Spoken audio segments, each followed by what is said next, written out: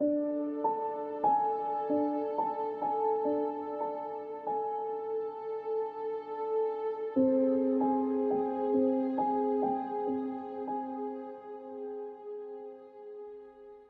happening, ITP? Paranormal Phil here. So glad you joined me as we take another look into the paranormal. Also, make sure that you like, subscribe, and hit that notification bell to get notified when I post new videos. Also, leave a comment down below and share with all your paranormal friends. So before we get started, down in the description down below, there will be a PayPal link where you can donate to support Into the Paranormal to help me make more videos such as this. Also, you can donate there to help me bring Talk in the Night back on the airwaves to bring you great guests, great content, and all around great topics. So be sure to donate and support Into the Paranormal and Talk in the Night. So let's get into the topic of this video. Alright, so in this week's video, we're going to be talking about the thinning of the veil between our world and the spirit world.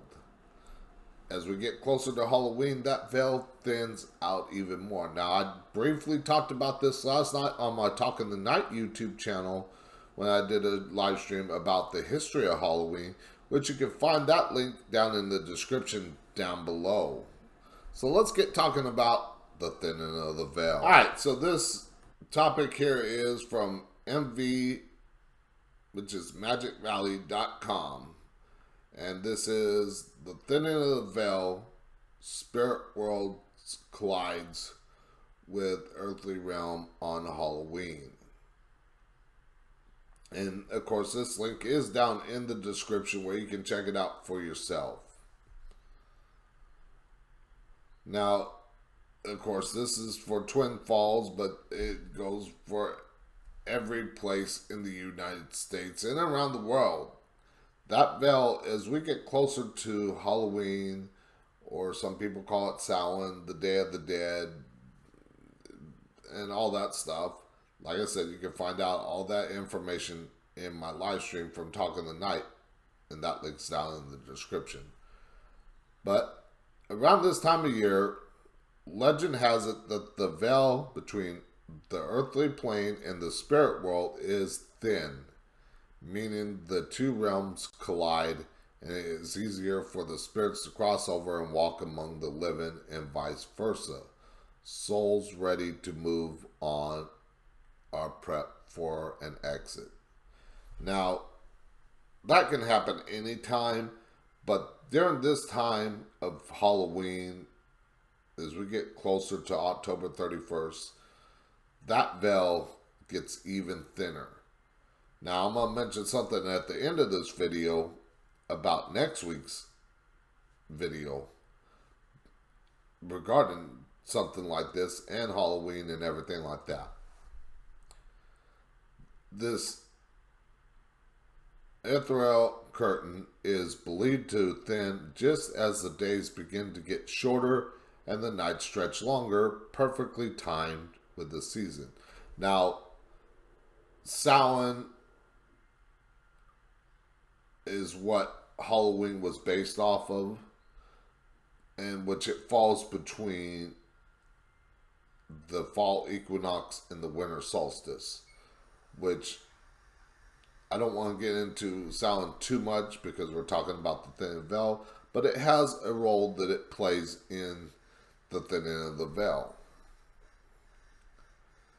Many cultures observe this tradition with cultural celebrations and holidays to mark the beginning of winter.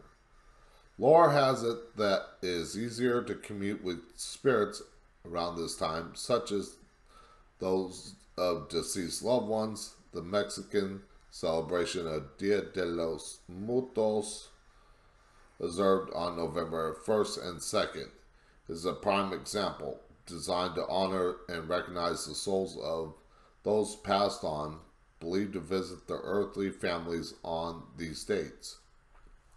Celebrants decorate elaborate home altars with flowers, candles, and their loved ones' favorite food, including pan de muerto, or bread of the dead.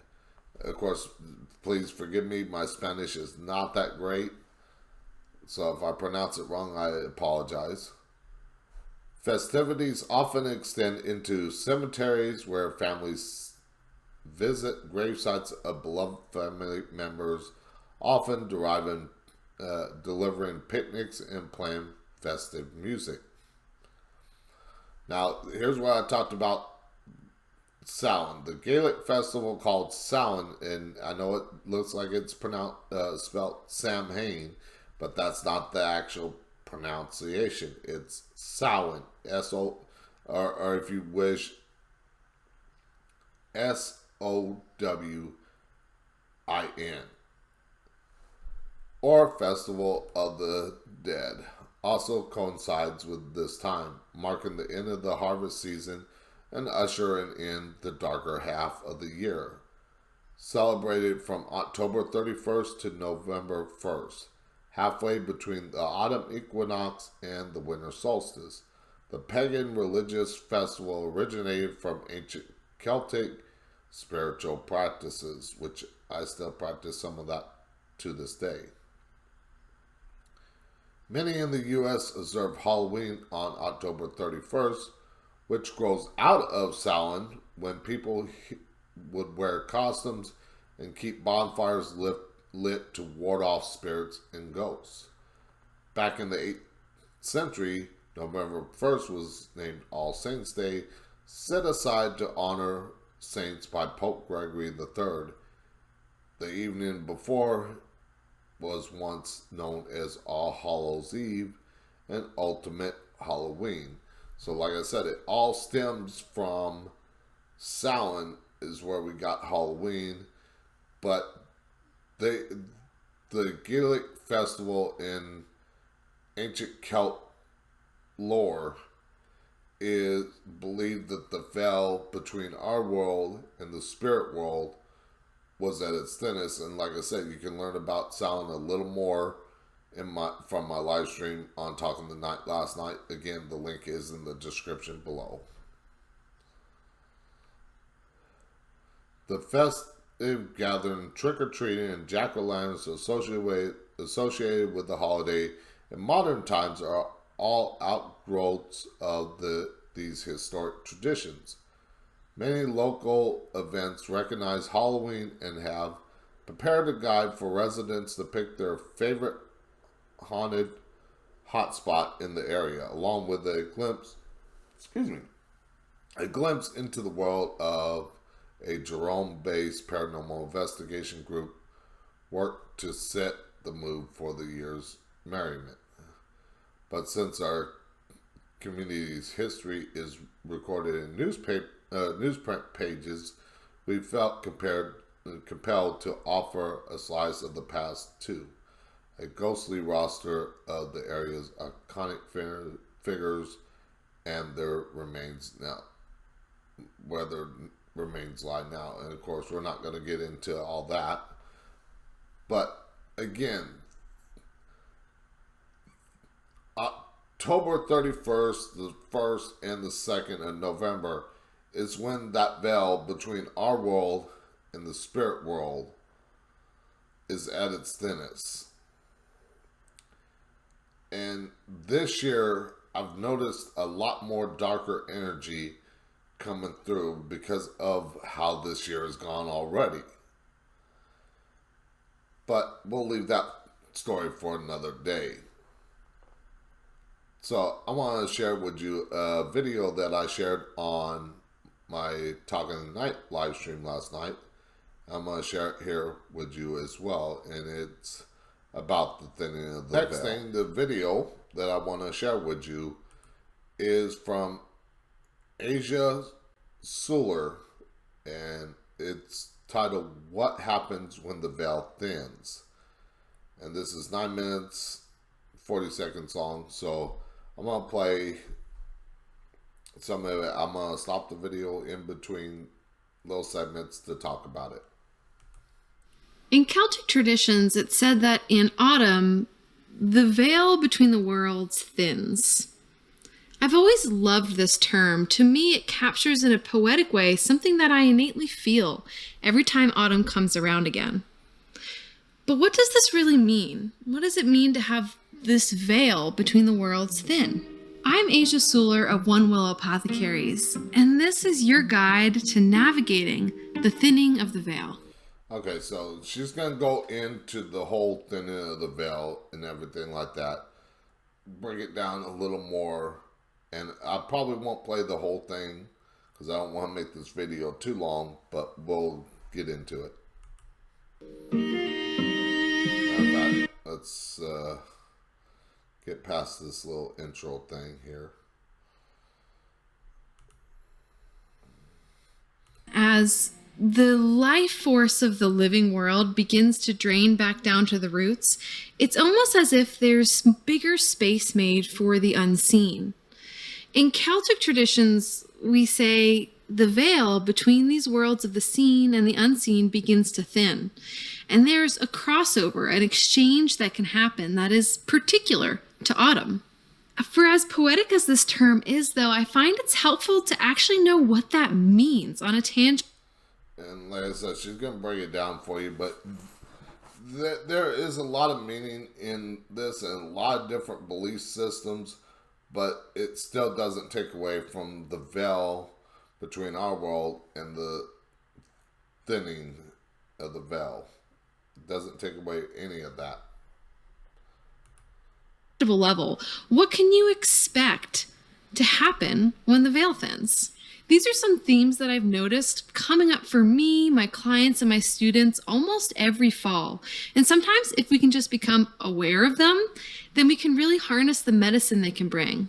The first thing that you might notice happening is that those who are on the other side can come visit you. And like I said, with that veil, they're going to be able to come over to us. We can't so much go over to their side of the veil, but if you've ever walked in a spot where some people say there's a portal or something like that, and I've done this myself, I noticed going from like this into feeling like I'm under water, deep underwater, and that pressure change. That's what you feel when you go past that realm. So you might notice in autumn that loved ones who've passed on are visiting you in your dreams, or that you're having breakthrough memories of them or having experiences where you feel like they're close to you. It's been amazing to me to see how many times this has happened for myself or for a client. And when we take a step back and we notice, we're tipping from the equinox into fall. This makes sense. It's actually easier in the fall for our loved ones to reach out to us. So as we enter into fall, if you're having a dream with someone you've loved who's passed on, or you're feeling them reach out to you, don't discount this. Know that this is actually a really opportune moment for them to be able to reach out to you and connect. Now, of course, our veil starts thinning, the veil between the two worlds, between the seen and unseen, starts thinning around the fall equinox. As we get closer, and like I said, when we get to Halloween or Samhain, November 1st, November 2nd, that is when that veil is at the thinnest and we can visit with our loved ones that have passed on. It makes it much easier. The next thing you might notice in fall are greater psychic openings. So when the veil is thin, there is a lessening of the boundaries in our perception. So this could mean a lot of things. You might have a creative outpouring in fall. I know for me, and of course, I felt more creative in the fall and stuff, and I have that open psychic eye that everybody has that ability. We just forget about it, but we'll save that for another topic. Actually, as a matter of fact, my first video on this channel talks about that, so you can check out that channel. A little video thing will be to my right here at the end of the video, so you can check that out. Every autumn is always a very creative time for me. So you might notice that in autumn you have new ideas, new visions, new dreams come around, or it might be a time where some of your dreams are coming to fruition. This creativity is really coming from the thinning of this veil between the normal day-to-day perception and this wider perception of the unseen world and all the possibilities that live there.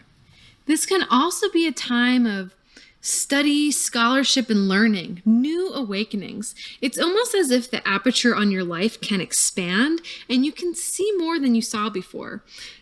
Now, of course, she's talking about creativity and learning and stuff like that for fall, but that's how our third eye opens more.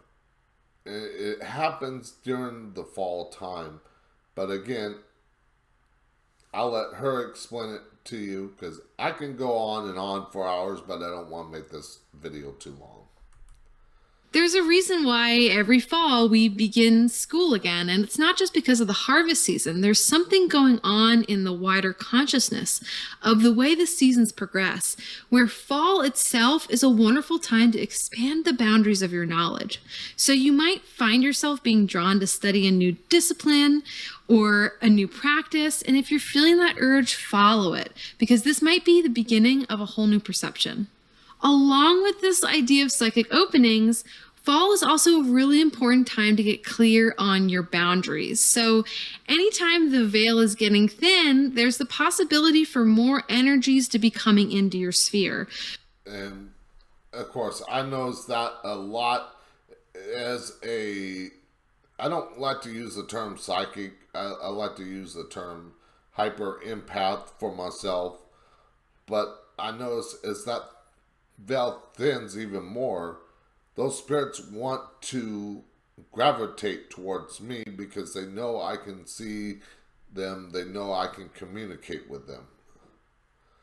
So I'm going to skip forward here in this video to number 3 here and talk about death. And it's not the death of loved ones that you would think, but I'll let her explain.